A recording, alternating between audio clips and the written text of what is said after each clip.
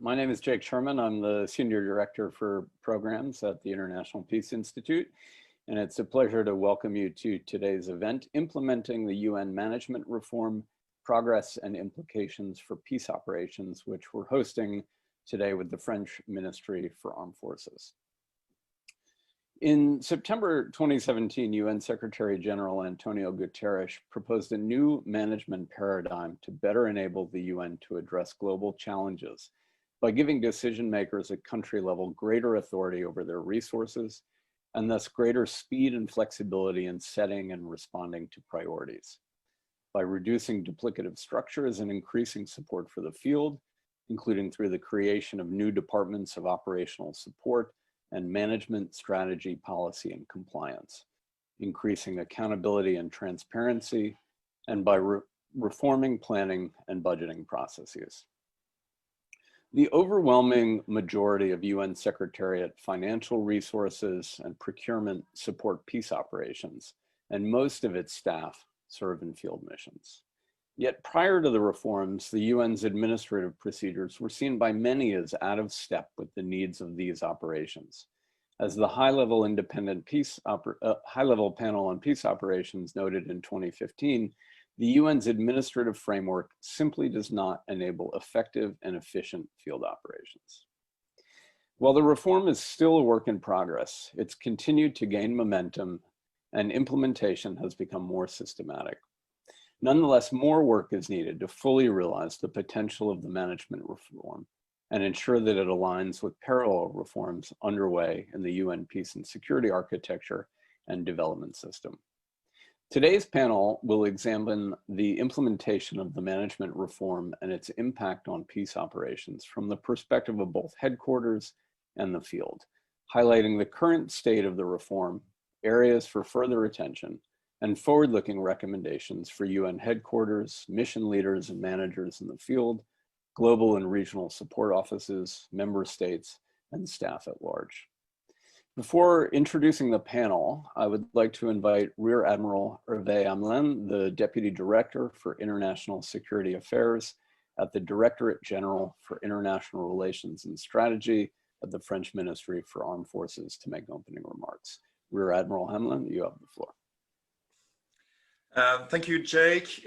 Good morning to all on the other side of the Atlantic, and good afternoon for those on the eastern side of the Atlantic.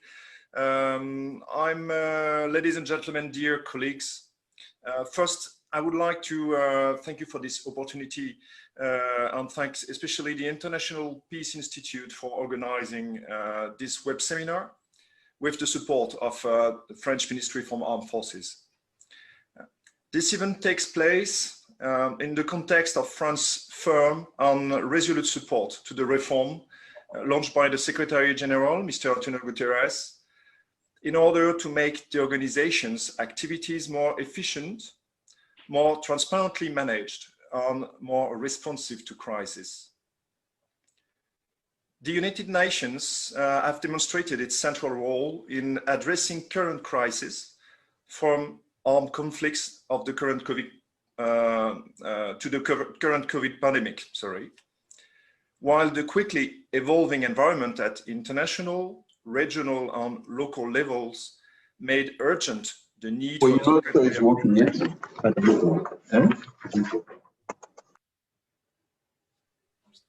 You can still hear me? Yes, sorry, yes. sorry, I was interrupted.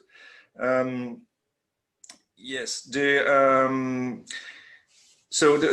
quickly evolving environment at international, regional and local levels made urgent the need for the Secretariat to adapt to these new challenges.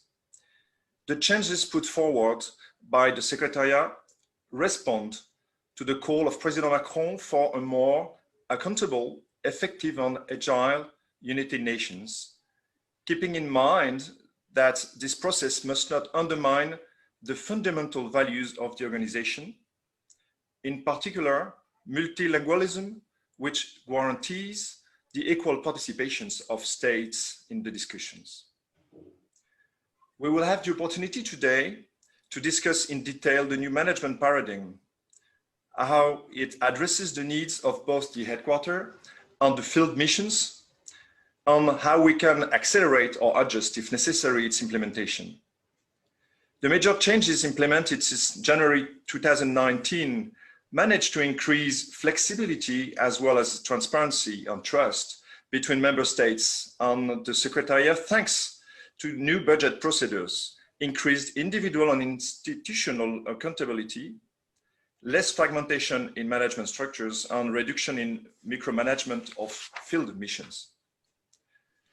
While the reform aims to respond to changes in peace operation mandates and operating environments, stakeholders, more particularly from the field, continue, however, to consider that it is not implemented to its fullest potential.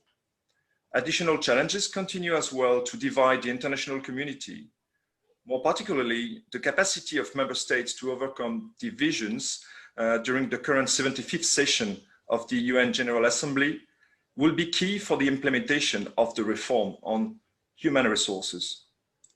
I hope that today's discussions will contribute in identifying remaining challenges and recommendations, aiming to accelerate progress towards the effective implementation of the reform and ensure at each step that it responds to the needs of the field missions. Thank you. Rear Admiral, thank you very much. Let me now introduce our panel. First off is Mr. Wolfgang Weisiger. He's the author of the recent IPI paper, Implementing the UN Management Reform, Progress and Implications for Peace Operations, and the former Director of Mission Support for the UN Interim Force in Lebanon. He'll be followed by Mr. Eugene Chen, who's Program Management Officer in the Executive Office of the UN Secretary General. Then Mr. Rick Martin, the Director of the Division for Special Activities in the UN Department of Operational Support. He'll be followed by Ms. Olga de la Piedra, Director, Office of the Undersecretary General in the UN Department of Management, Strategy, Policy, and Compliance. And then finally, Mr. Amadou Kamara, the Director of Mission Support in the UN Assistance Mission in Somalia and Director of the UN Support Office for Somalia. Following their remarks, we should have time for discussion and questions, but to start us off, Wolfgang, you've got the floor. Thank you, Jake, and greetings to all from Beirut in Lebanon. Let me start by thanking Director Jake Sherman from International Peace Institute and the French Ministry for Armed Forces, represented by the Honorable Rear Admiral Hervé Hamelin, Deputy Director for International Security Affairs, Directorate General for International Relations and Strategy at the French Ministry of the Armed Forces, for facilitating this project and for organizing today's event. Let me also take this opportunity to thank USG DOS Atul Khare and his team, USG DMSBC Catherine Pollard and her team, and USG Jens Vandel and his team, as well as the many staff at UN headquarters in New York and in many field missions across the globe that participated in this project and provided invaluable information and support. I thank you for your openness, frankness, and assistance in making the writing of this policy paper possible. I would be remiss in not thanking Albert Trithard from IPI for editing and bringing my drafts in the appropriate language and format. It must have been a rough ride for you, Albert. Many thanks again. It's now been 3 years from the genesis of the management reforms, and the policy paper that is in front of you has been overtaken also largely by events like COVID-19, as well as the continuous progress being made in implementing the management reforms by the dedicated leaders, managers, staff, member states, partners, and friends of the United Nations across the globe. As Jake mentioned, the policy paper discusses the implementation of the reforms and its impacts on peace operations from the perspective of both UN headquarters and the field. It highlights the current state of the reform, good practices, areas for possible improvement or attention, and forward-looking recommendations for UN headquarters, mission leaders, and managers in the field global and regional support offices, member states, and staff at large. In my over 38 years of experience with United Nations around the globe, mainly in field missions, but also at UN headquarters in New York, it has taught me that the best strategies and grandiose plans will not be successful unless they are accompanied by exemplary leadership and management practices. Please allow me just to illustrate. If a UN field operation needs as little as a paperclip, or as much as finance personnel, an aircraft, or a maritime fleet, management or support staff, those at UN headquarters, and mission support staff in the field better be included and involved in all discussions and at each and every step of the way, analysis, planning, execution, and evaluation processes. Otherwise, the resources required to implement a mission's mandate just won't be available at the right time, in the right place, and at the right quantity, quality, and cost. There'll be no or insufficient personnel, financial assets, infrastructure, material assets in place when and where they are needed. That's why it would also be important to determine and leverage the converging streams of the management reform, also with the streams of the peace and security reform and the development reform, since nothing works in isolation and synchronicities and interdependencies need to be leveraged. As I've outlined in the policy paper, great progress in implementing the management reform has been made by the Secretariat. Managers have been empowered, accountability strengthened, processes streamlined, delegations of authorities decentralized, trust with member states improved, just to name a few. The question we have to ask ourselves is, has it had a positive impact for the people on the ground? Who are the ultimate beneficiaries we serve? The peoples in distress and conflict affected areas and vulnerable locations. We also must ask ourselves, has the money provided by the world's taxpayers been appropriately spent and accounted for?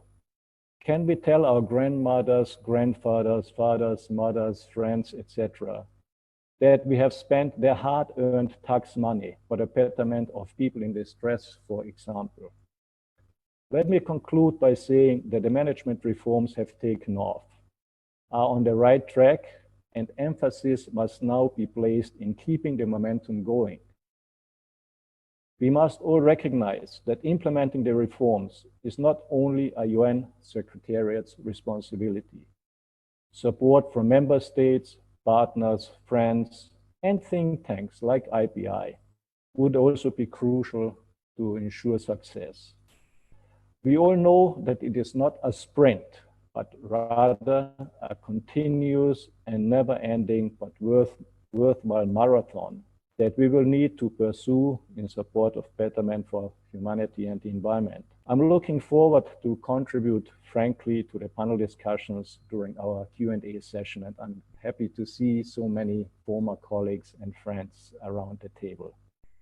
Thank you again for the privilege to take part in this forum. Thanks very much, Wolfgang. And I think the question you ask about the extent to which the reform is actually reaching the beneficiaries of the United Nations around the world in the many manifestations of the organization's work is really a critical question. And I hope as we hear from the other panelists and get into the discussion later on that we can explore this a bit further in terms of concretely what things like the delegation of authority have resulted in on the ground and the types of improvements that the Secretary General has been looking for. To, I guess, help lead us off in that, we're going to turn to Eugene Chen next. As I said at the outset, he sits in the Executive Office of the Secretary General and has had kind of a bird's eye view over both the development and now the implementation of the reform. So Eugene, please. Thank you, Jake, for the opportunity to be part of this expert panel. And thanks to the French Ministry of the Armed Forces for co-hosting this event. And of course, thanks to Wolfgang for preparing this timely report. In fact, the General Assembly will be considering a few reform-related reports this session, including 3 on management reform alone. And therefore, having this independent field perspective helps us see if we are, in fact, achieving what we set out to accomplish.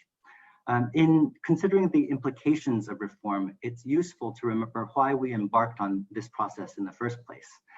The ultimate objective of the Secretary General in his reform agenda is to maintain the relevance of the United Nations.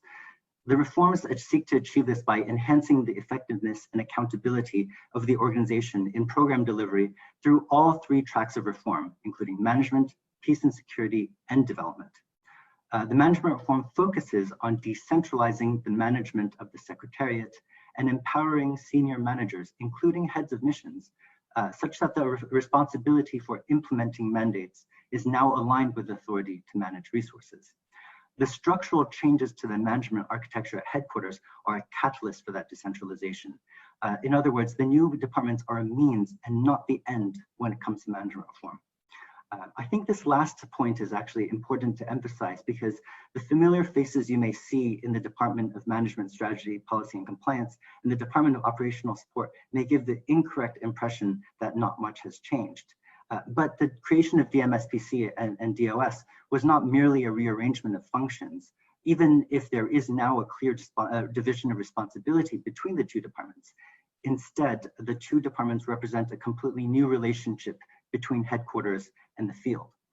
Many of you may recall that the 2015 report of the high-level independent panel on peace operations identified that headquarters-centric administrative procedures were failing missions and their mandates. To solve this problem, HIPPO recommended the empowerment of the former Department of Field Support with all the authorities required to support the efficient administration of field-focused policies and procedures and to expedite service delivery and recruitment. With management reform, however, the Secretary General shifted the paradigm entirely. Instead of empowering DFS, which, though a field-oriented department, was still part of headquarters, he decided to delegate authority for the management of human and financial resources directly to senior managers, including heads of missions. Missions were therefore no longer mere extensions of the will of headquarters departments, but were now firmly in the driver's seat. The newly established headquarters departments have no day-to-day decision-making authority over mission budgets and staffing, but instead are responsible for supporting missions and other Secretariat entities through policy and guidance, advisory services, and administrative and logistical support. As part of management reform, we also implemented a long outstanding HIPPO recommendation, which is the establishment of formalized mechanisms with representative field participation to ensure that policies and procedures meet the recommendations of the field. The body that is now in place, the Management Client Board, has 12 rotating representatives of all types of Secretariat entities. 5 of the 12 representatives are peace operations or regional offices, and 2 of the others are field-oriented entities such as OCHA and OHCHR. I just want to close with an observation about the challenges mentioned in Wolfgang's report. Given the fundamental changes brought by management reform, some growing pains were to be expected during early phases of implementation. But the dust has now settled on the new structures and the new approach has had some time to take hold. The feedback we've been receiving through the Management Client Board and through recent client satisfaction surveys has been very positive. But a good indication of how far we've come is actually business continuity in the face of the COVID-19 pandemic. Through management reform, we've been supporting managers across the Secretariat, and we were able to have in place the tools to allow work to continue largely uninterrupted, despite the abrupt shift to alternate work arrangements in many duty stations. COVID-19 has therefore served as an important test to validate both the underlying concept and the new structures put in place via management reform. I'll stop there so that my colleagues can provide their own perspectives, and I look forward to the discussion to follow. Thank you very much.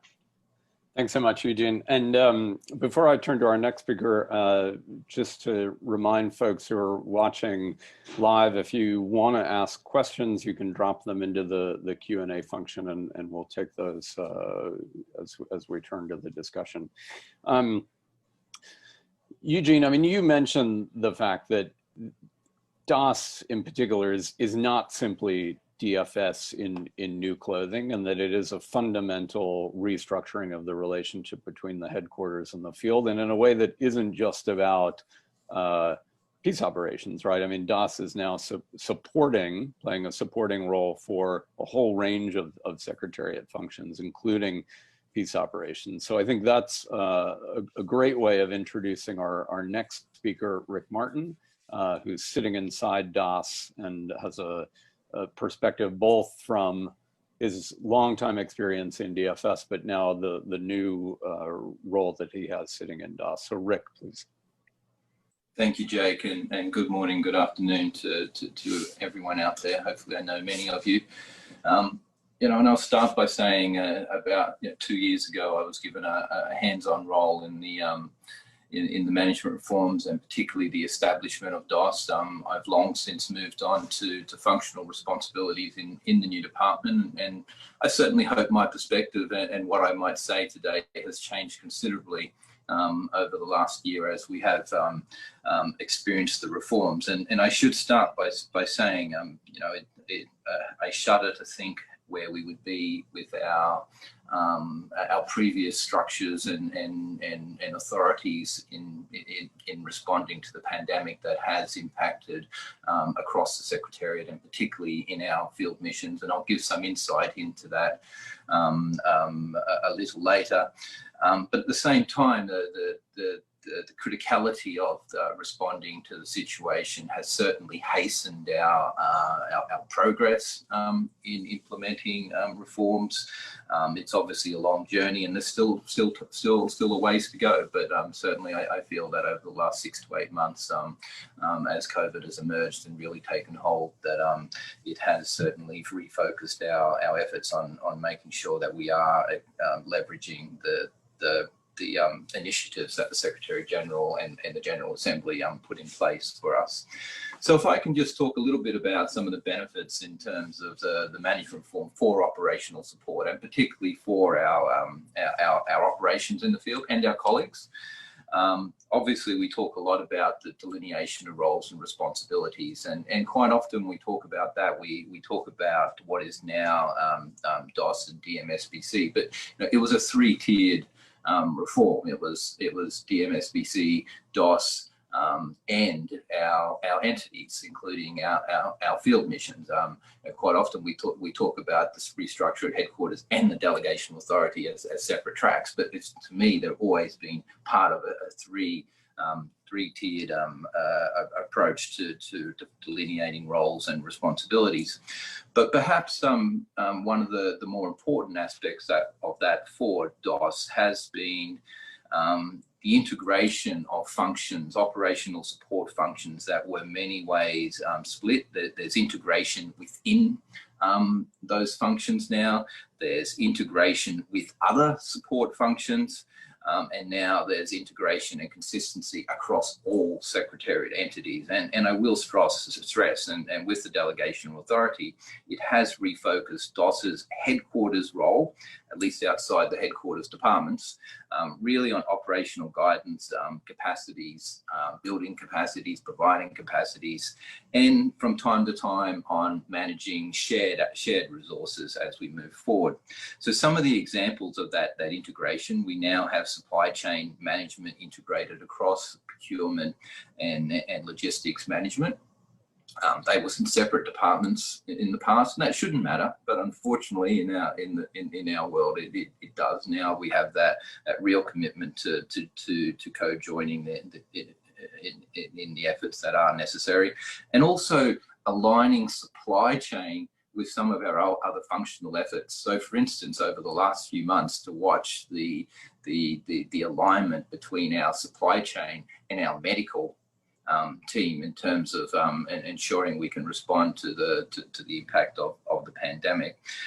Medical support itself, we now have an integration between not only within DOS and making sure that we have that alignment, but also aligning what has traditionally been the medical sort of treatment type capacities and the occupational safety and health.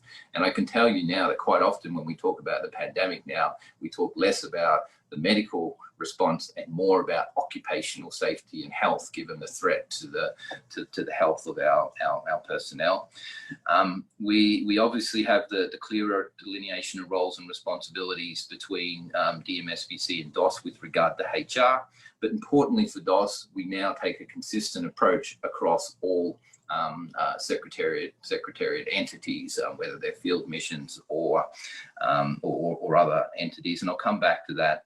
And we also have the consolidated ICT functions. Our Office of Information Communications and Technology has a dual reporting line to DOS and DMSBC, but they operate with to the extent that the different functions are relevant operational support. They operate as part of DOS. And of course, they are co-joined in terms of the various functions in OICT. But the other key benefit for us also is we now have a number of dedicated consolidated roles. Roles that from time to time in the past we may have tried to dig resources out of functional responsibilities. We now have a number of more holistic dedicated roles. One of the more important, certainly for our peace operations, is we now have a single entry point on uniform capabilities support, as we call it. And that's not just for the troop and police contributing countries, but for the peace operations themselves, and of course for other colleagues at in headquarters functions. We now have a strengthened planning and incident response capacity, standing capacity, and that's a lot of that is my role. And that doesn't mean that I'm to deliver everything myself, but I'm to facilitate the pulling together of the different resources and capacities as best necessary. We have a more consolidated approach and standing capacities now for training. Rather than relying on various functions to do their own. One of our other major elements of DOS, and I guess not so much directly related to peace operations, but we have a consolidated support function for the departments and other entities at headquarters now. So we have a division of administration that supports all of headquarters, and that's certainly been critical during the COVID situation in managing the building. And I have been back in the office most days now for some time, and you know, they have been able to pull together and reconfigure the building to put in place the protective measures, and at the same time maintain it while the occupancy levels were down. So, I mean, there is some question mark from time to time over with the end of DFS, which was very much about the field missions, and the creation of DOS. Has that diluted the support for our field missions? You know, let me be clear, we're all very aware where the weight of focus is just in operational terms, whether it's the sheer volume of personnel and issues that the field missions dominate in secretariat terms, or just the complexity of their mandates and operations. There are real benefits in having a consistent approach across the secretariat, but at the same time, focus is given where it's needed at any given time. And certainly the field missions do that. We maintain a dedicated liaison mechanism with DPO and DPPA within my responsibilities. And it actually gives us more capacity to shift and flow with the priorities. And if those priorities are in the peace operations, they actually get greater attention. And I certainly believe the support for the peace operations has benefited from these reforms. Some in our virtual room might disagree with me, but before, when we had the Department of Management, and you know, in some ways they were one step removed. The support that was the operational support that sat within DM was in some way one step removed compared to what was in DFS. So there were gaps in what the peace operations back then were able to access on a more immediate basis. Those gaps have now been addressed, and I've seen that even in the pandemic response. I've had colleagues, medical colleagues, who just didn't before because they didn't have the experience. They just genuinely didn't know how to reach out into peace operations, and now they do because they're part of a wider framework. They have those channels, and certainly the pandemic has made that necessary, and they've learned very, very, very fast. And the final sort of broader perspective I will mention is, you know, there's a genuine convergence between the Secretary General's reform pillars, management reform, peace and security architecture, and the development system reforms, which has been made possible by having a single department of operational support. We certainly in DOS, we now have a much easier route in channeling into the DPO and DPPA because they have a shared regional approach to the political and operational aspects now, so we can channel into one focal point rather than split between the two departments.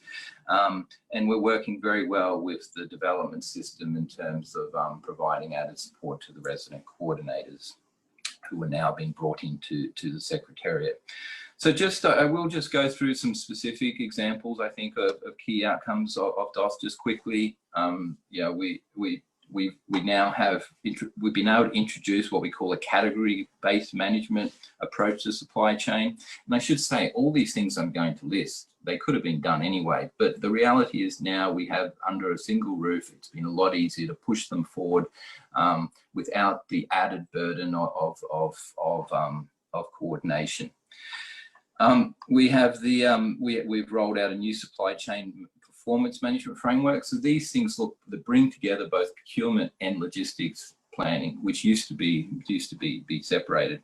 We've managed to streamline recruitment and are well progressed in streamlining onboarding processes, although that's been complicated by the pandemic and travel restrictions.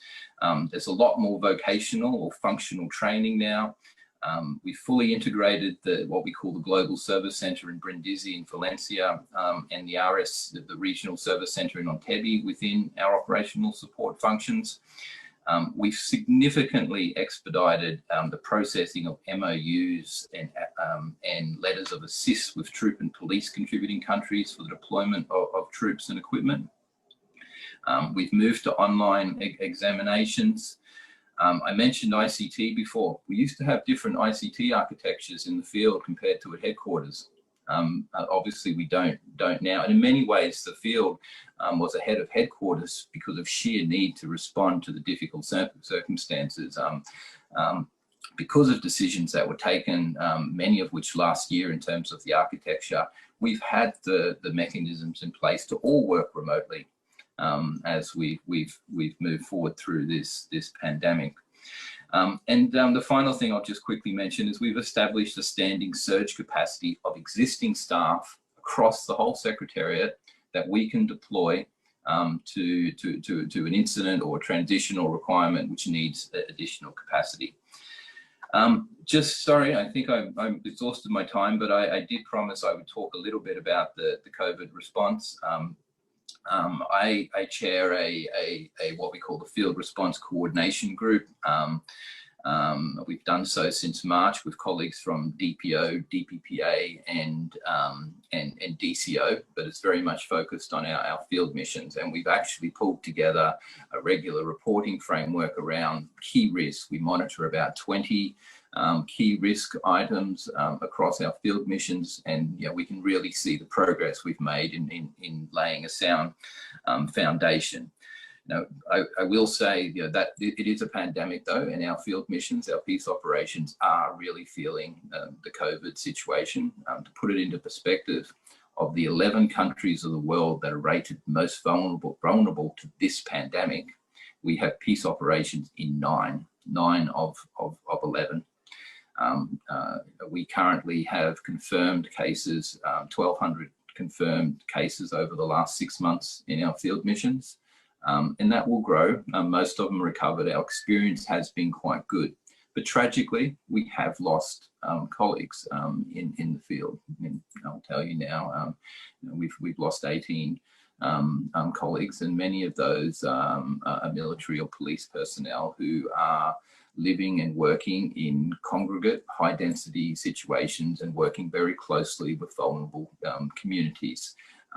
Many of those deaths that we have suffered also had comorbidities which added to the situation, and we're working very closely with troop and police contributing countries to make sure that personnel that are at risk are not deployed. But also we've considerably strengthened our awareness amongst our practices and our medical response. We now have a Medivac framework that is operating very well. And when I say now, I should say, the initial response back in March, April around the world was in many ways very nationalistic. Borders closed, we could not move people, whether it was for medical reasons or for just relief. But now we've had enormous cooperation from a number of countries now in terms of Medivac. We have just this week been able to source testing, PCR testing, as you will have read about in the media, for the first time after being able to source it because of export restrictions and sheer demand around the world. We've started finally shipping that to our missions now, who were previously very reliant on overwhelmed national laboratories. And I will just mention, our next biggest issue on COVID is maintaining operations at the same time as protecting our staff. It is a delicate balance. We have military and police personnel and staff who have been on extended deployments now for some time because of restrictions and precautions. We need to be able to provide them with relief while also returning or maintaining sufficient capacities in our missions. And we've made significant progress in terms of the guidance on rotations, the guidance on HR management to ensure we find that balance as best possible. So I think I've outdid my time, Jake, and I apologize, but let me hand it back to you. Yeah, thanks very much, Rick, for that very comprehensive overview, and I think as well for bringing some insight into what the impact of COVID-19 has been on uniformed personnel in the field and how the reforms have helped the organization to respond. And hopefully when we turn to Amadou in a minute, we can hear a bit more about the perspective of the field. But first I wanted to turn to Olga to give the perspective from DMSBC, which, as you said, is sort of before the field, the other leg of the reform at headquarters. So Olga, please.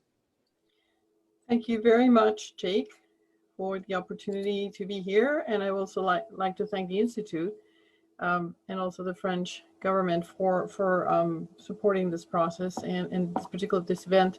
And thank you to Wolfgang for your thorough research and for considering the various perspectives that we'll have in your preparation of the report.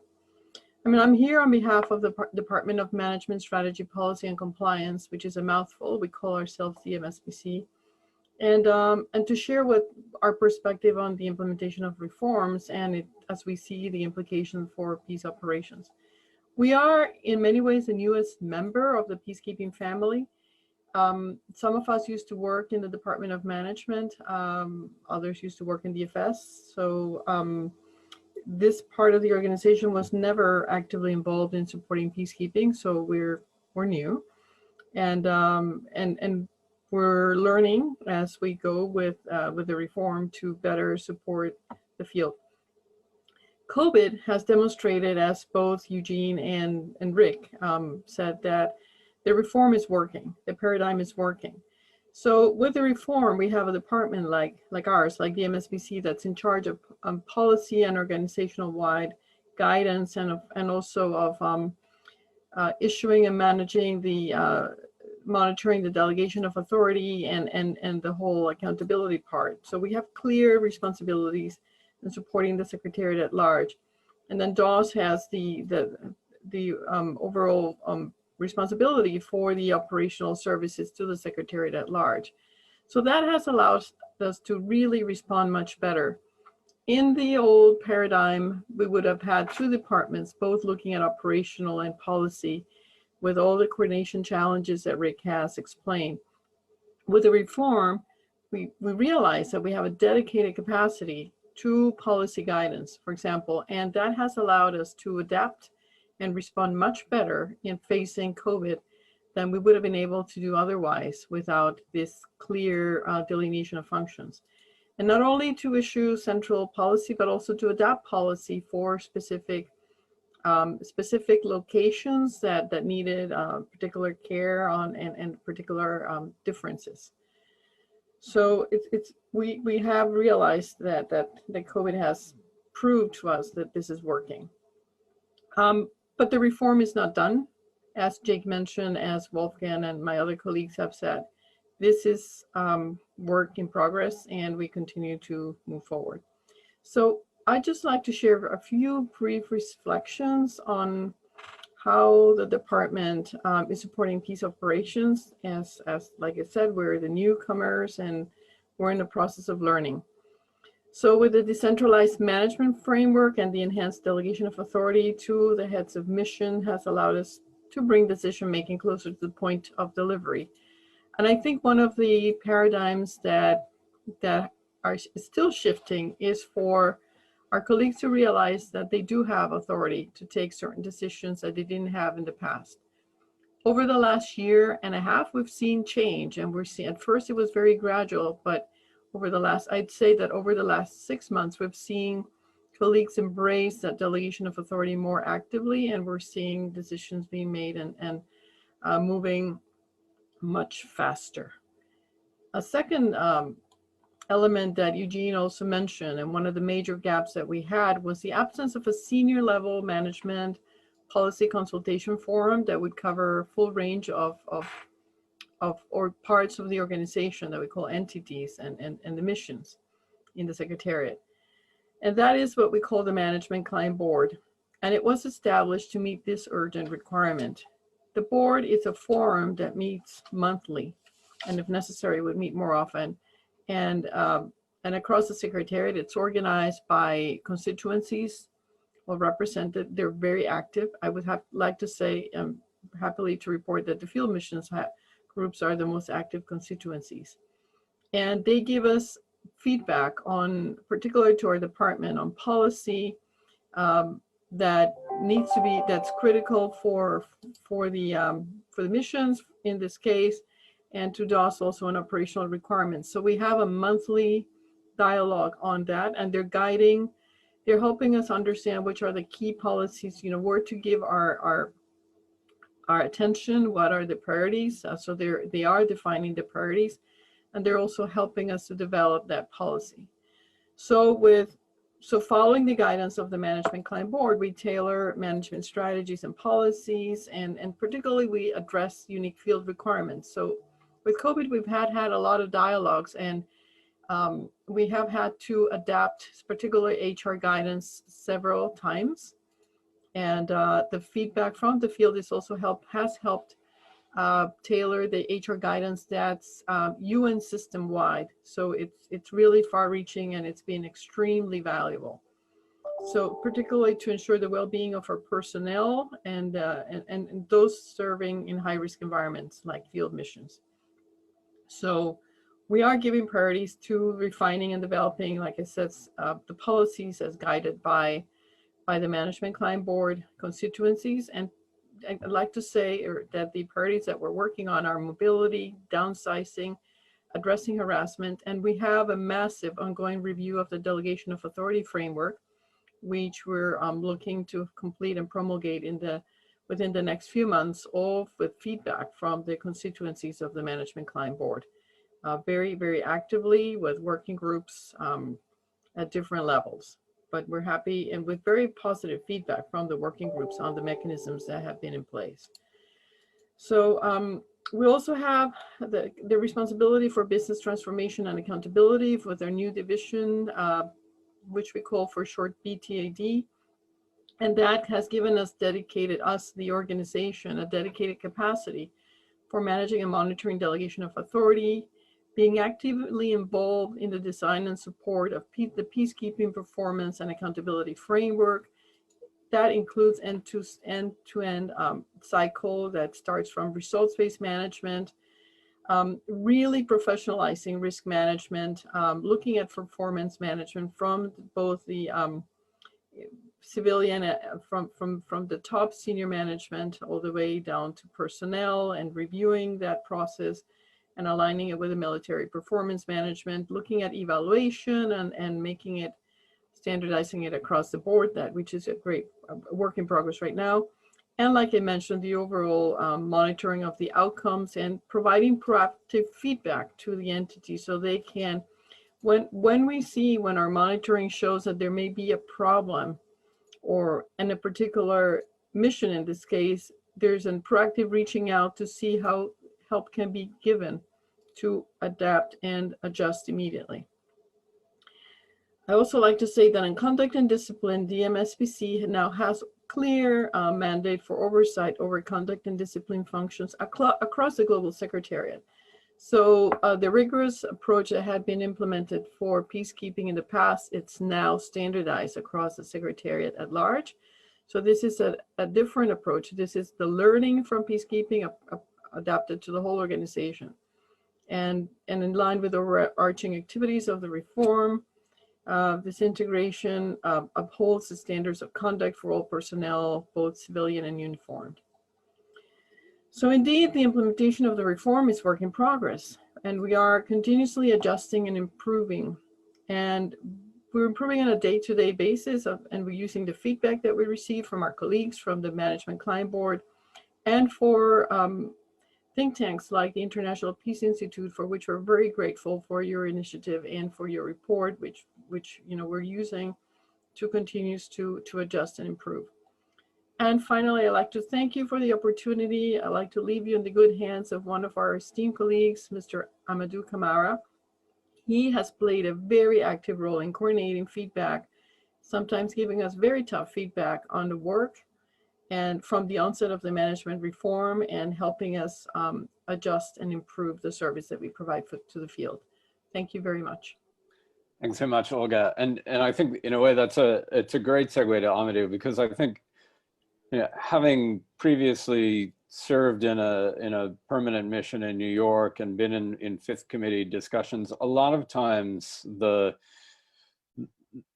complexity of the management and administrative systems at the UN can feel a bit abstract, and getting an understanding of what delegation of authority actually means for UN entities in the field, what alignment of functions at headquarters actually looks like for field missions, and how greater field representation in headquarters policy decisions results in improvements on the ground can be a bit abstract. So Amadou, I think many of us are looking to you to provide some concrete examples from where you sit of how the reforms have actually proved the work of both UNSAS and UNSAM, please. Well, thank you very much. Greetings to all in the different time zones around the world, and it's good to see all the colleagues and old friends, especially Wolfgang, who I've not seen in a long time, and we've been veterans of many missions together. But let me express my appreciation, first of all, to the International Peace Institute for convening this very important and timely discussion on the implementation of the UN management reform. In many ways, the prime driver for this reform was the recognized need for enhanced delivery of services and program activities in the field, by ensuring that those directly responsible for program delivery have the requisite authority and resources necessary to fulfill their obligations, while holding them accountable for the use of the resources entrusted in their care. Obviously, the pre-reform rules, regulations, and policies governing field operations, initially conceived to serve a relatively static UN headquarter operations, no longer provided the flexibility, responsiveness, and agility needed to support effective operations in the field. In this respect, the UN operations in Somalia represents a good bellwether for testing the efficacy of the reform effort, given its volatile, insecure, restrictive operating environment with little or no infrastructure support. We support, for example, about 30,000 military personnel engaged in active combat. It doesn't get much more dynamic than that. So it was obvious that the regulatory framework was not compatible with the dynamics and vagaries of the operating environment. The management reform effort with the enhanced delegation of authority to heads of UN entities has afforded scope for UNSOS and UNSOM to address many arising issues which previously would have had to be referred to multiple operational units and layers at headquarters for consideration and consultation without the attendant urgency required to meet demands on the ground. We have benefited from the enhanced delegation of Procurement Authority, wherein the mission can spend up to $1 million without referral to headquarters and can undertake procurement for requirements up to 150,000 using informal and fast solicitation process. This provision was very useful and allowed for the UN in Somalia to rapidly procure its COVID-related equipment for medical equipment, enhancement of medical facilities and infrastructure. And this was particularly effective when combined with the ongoing efforts that was taking place at headquarters as well. The management reform have also allowed for better cooperation among the different UN entities in Somalia, where the concept of mutual recognition allows for the use of each other's contractual arrangements to obtain goods and services and manage risk in the field, without necessarily seeking statutory approval from UN headquarters, leading to shorter procurement lead times for critical goods and services. The flexibility afforded in human resources has also reduced staff recruitment timelines and enabled better management of related personnel. We were able to extend the contract of non-staff personnel performing indispensable functions in Somalia during COVID-19 beyond the statutory mandated period until suitable replacements are found, therefore avoiding disruptions in operations. One of the benefits of the management reform, often unrecognized, is that this has led to a subtle shift in the mindset of administrators from a rules and regulations based mentality to using the regulatory framework as an enabling mechanism for operational decision making. At the same time, I would like to make the following observations: that although a welcome development, the expanded delegation of authority in some areas is still not far-reaching enough to address the demands of dynamic and high-risk environments, where special medical, security, and logistical demands require even more flexibility than is afforded, Somalia being a distinct case in point. I also offer that at a minimum, consideration should be given to customizing perhaps the delegation of authority to suit the particular requirements of the operational environments of the subject entity. This concept, which is not new, has worked well within some agency funds and programs where flexibility in the regulatory framework is afforded in line with the assessed emergency nature of their operations. And some recognition of this was made by headquarters when they provided special administrative measures for startup operations, for changes. To a certain extent, you could say that the management reform is a realization that those measures should not be so special, and in fact should be reflective of day-to-day operations in dynamic framework. To give a few more examples of areas of where they could have possible improvements, we still believe there are legacy control issues that became apparent during the COVID crisis, where the overall policy guidance provided by UNHQ was not always compatible with the operational requirements of different entities to address their situational requirement. And I'll preface that comment by noting that the uniqueness of the pandemic put all of us in the field and headquarters in a relatively new, uncharted territory.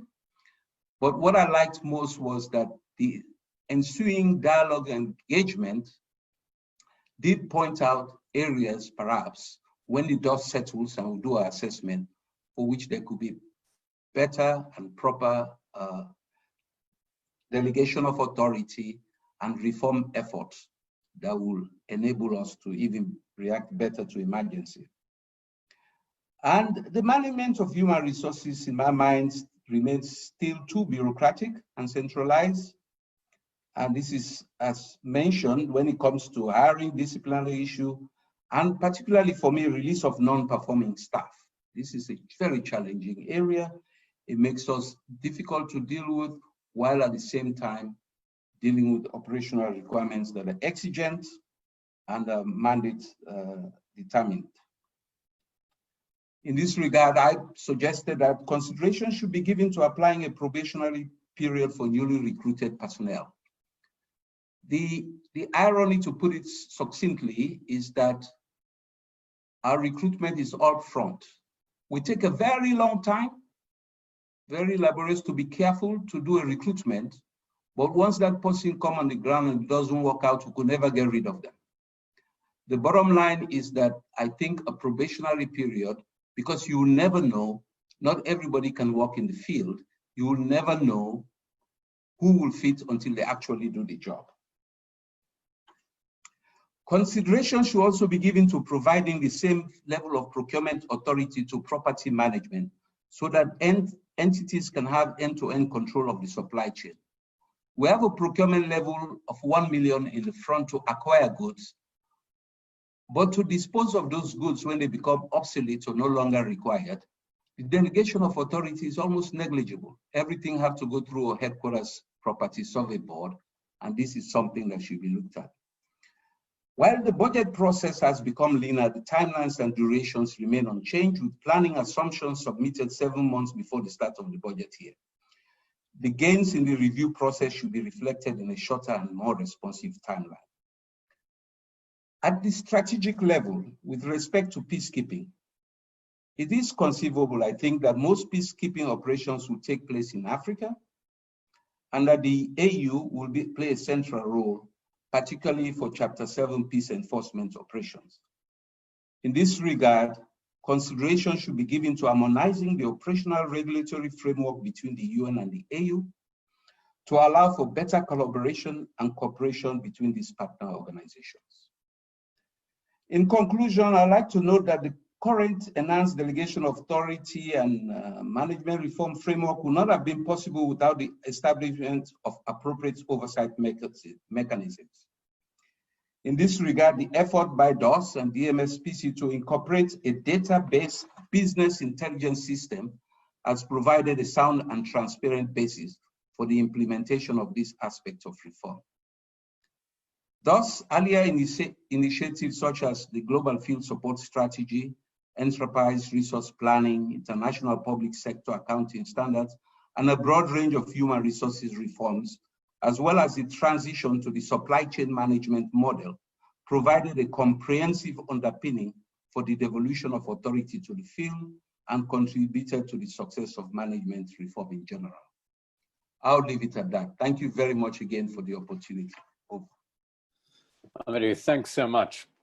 So we're gonna transition to the discussion, and we've received a number of questions. And I think what we'll do is I can read off the questions, and we'll turn back to the panelists. And if we have enough time, we'll try and do 2 rounds. But I want to pick up with something that Amadou raised, which is, I think, in many ways, several of you have spoken about the progress that the implementation of the management reforms have made, the areas where it's made a big improvement, but clearly, as a number of you have said, it's very much still a work in progress. And Amadou, you pointed out a number of specific areas where you thought there was room for, if not further progress, in fact, even improvement. So I think maybe the first question would be to get a sense from all of you of what remains to be done, what you see as the big priorities, what the Secretary General's approach is, and particularly one area that I think we haven't spoken too much about, although Amadou, you referenced it, is human resource management. And as I understand it, part of the reason that we haven't seen quite as much progress is because there are a number of decisions that member states still need make, but some of the issues around probationary hiring, around the ability to hold staff accountable, I think fall into human resources management. So it would be it would be interesting to hear kind of what's coming in that arena and what the big obstacles have been. There's another question that we received from the audience on what the impact of the current financial situation for the United Nations has been on the ability to deliver services to field operations.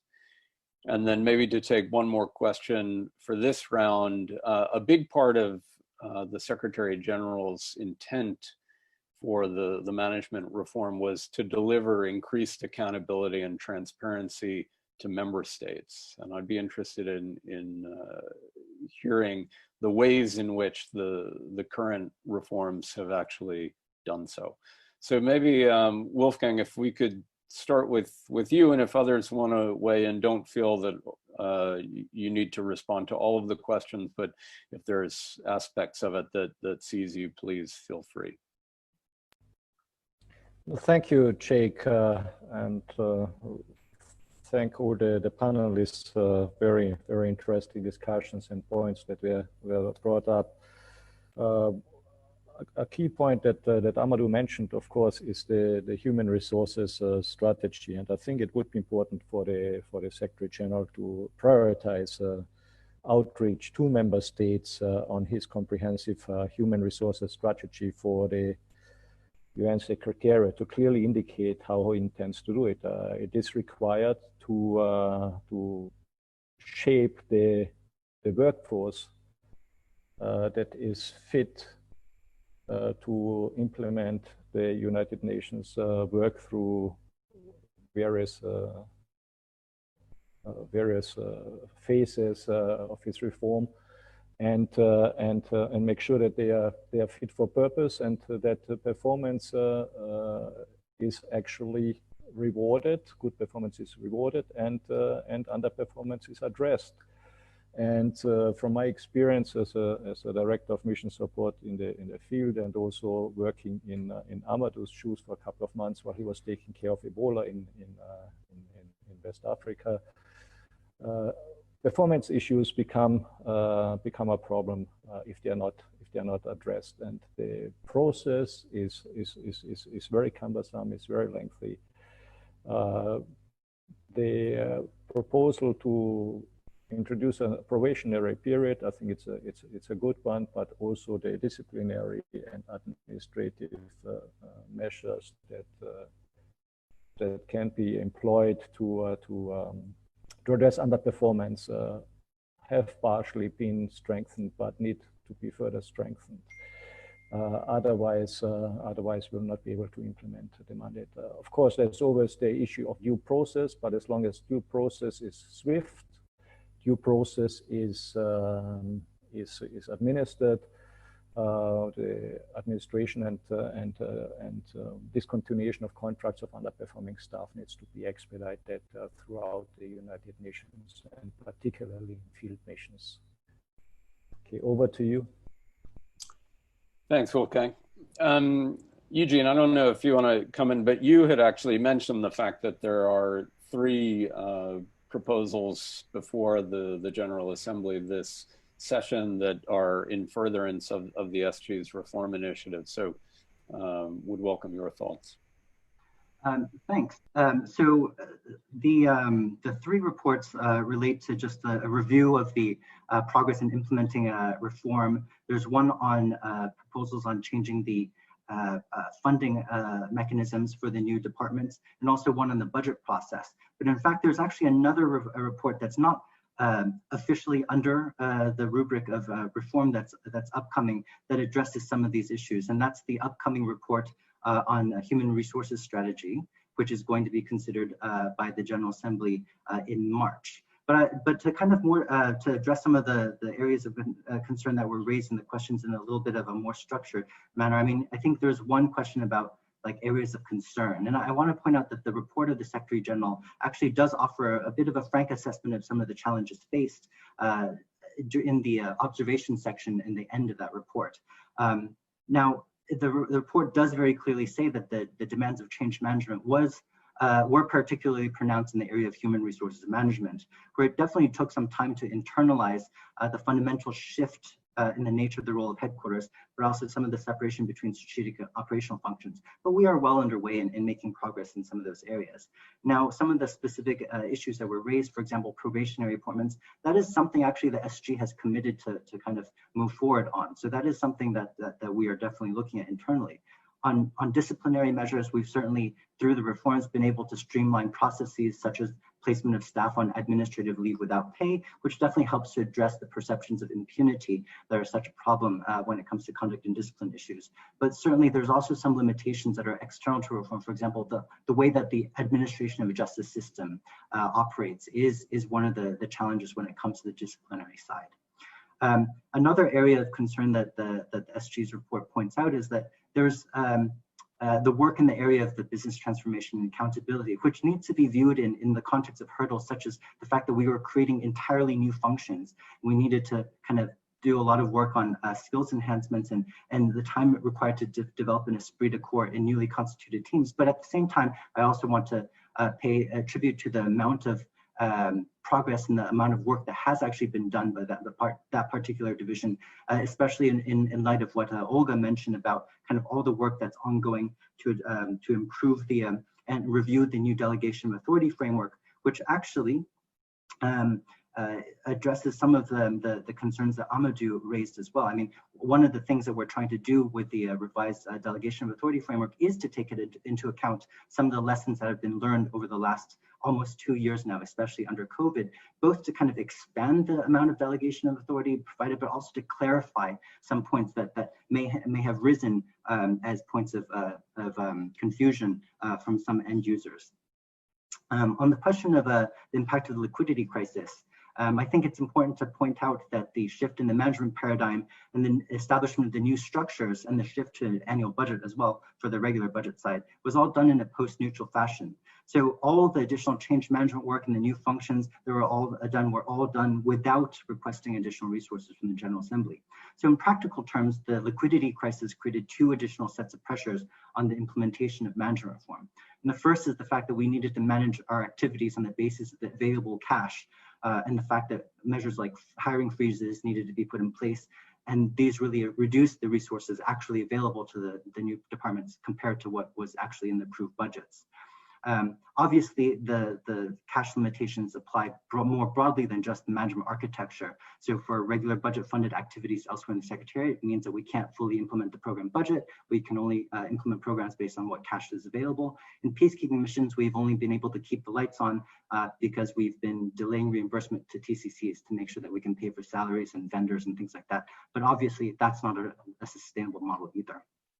And now the second practical pressures placed on management reform from the liquidity crisis simply comes from the fact that the actual management of liquidity rests with the Controller's Office, which is part of the management architecture. So it's created a lot of extra work at the same time that all the reform-related changes and restructuring had to happen. So those are 2 kind of main challenges that came from there.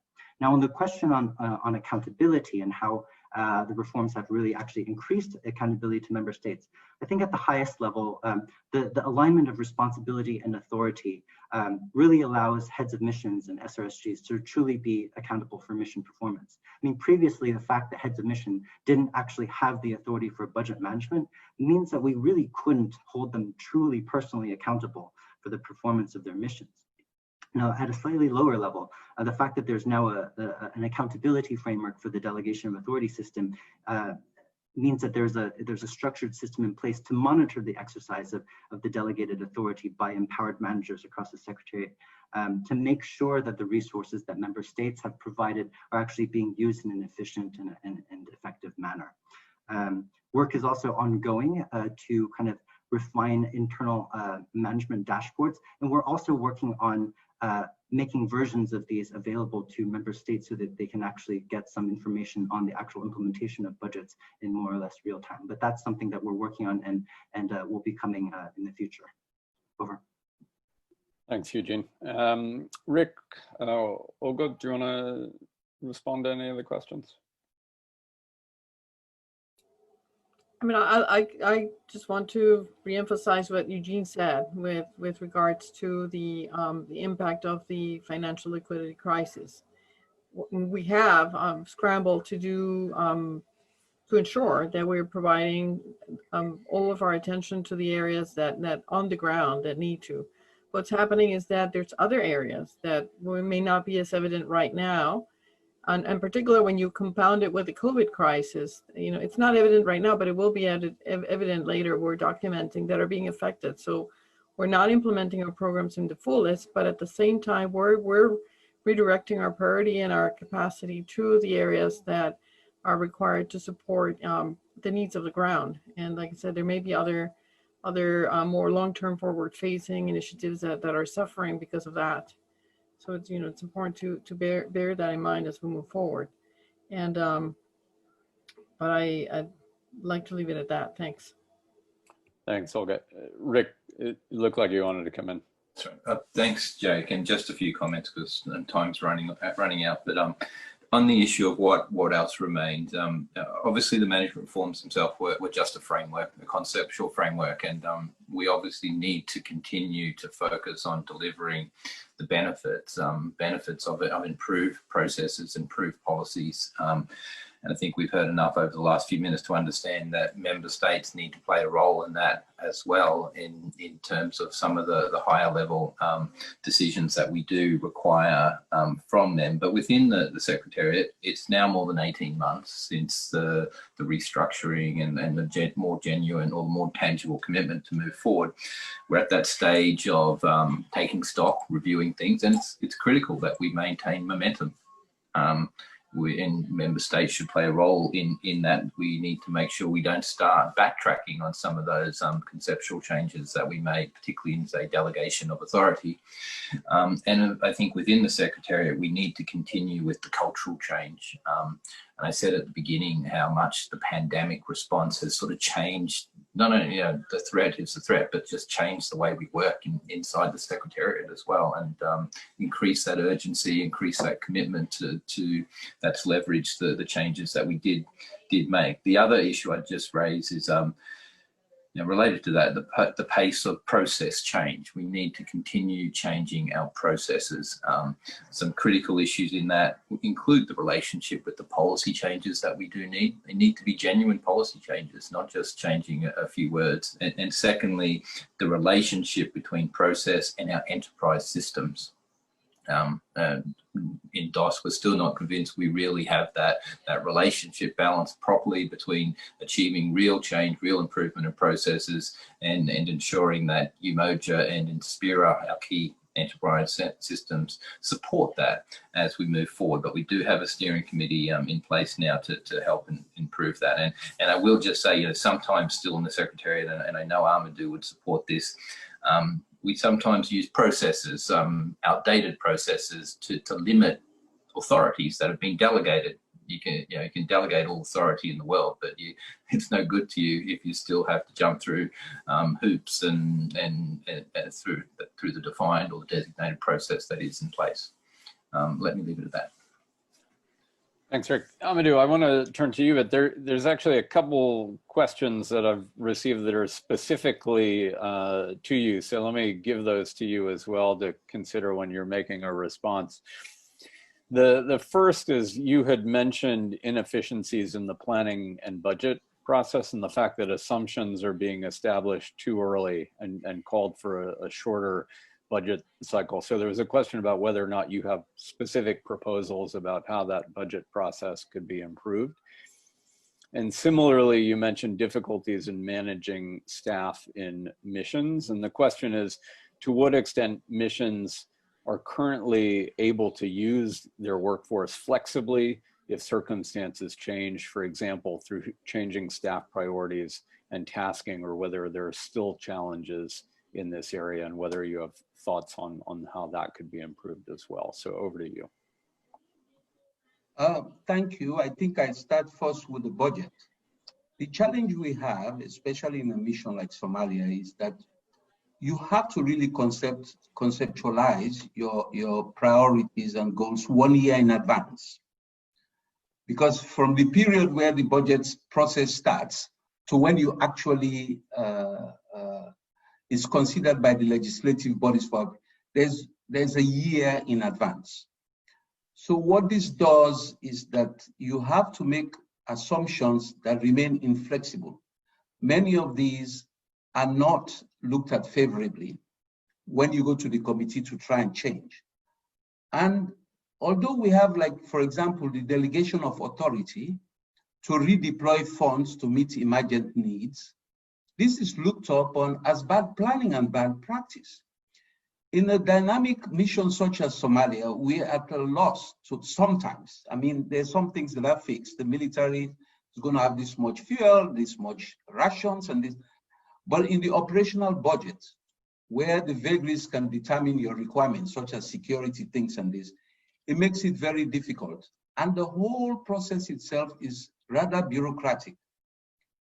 So that if you're presenting a budget this year, you don't present only the variance to what was last year. You have to resubmit the whole budget. And in particular in Somalia, the challenge we have is that we're also supporting a peacekeeping mission, a special political mission. So we ourselves are under assessed contribution, and we're also supporting a special political mission under the regular budget. Their calendar year, we move from June to July. So every 6 months, we're doing a budget. Every 6 months, the mission is doing a budget. And it's something worth looking at. The whole paradigm, I don't think as configured, have value. I don't have all the answers. I understand the need for scrutiny, as well as member states having different interests in how this is done. But I think this is something worth considerable effort in rethinking in our continuous business improvement paradigm. With staffing, I think you put your finger on something.